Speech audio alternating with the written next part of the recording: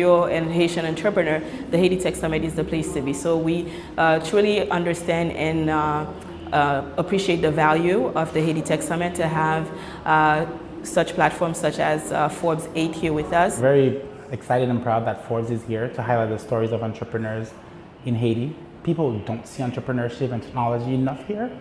And the fact that Forbes made the trip, come to Haiti, highlight entrepreneurs, it's very dear to me because I understand what it means.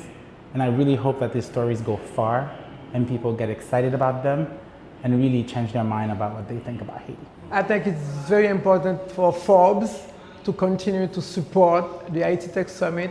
This initiative, it's a 13-year initiative, so they need ongoing corporate support. I know this trip was not an easy one.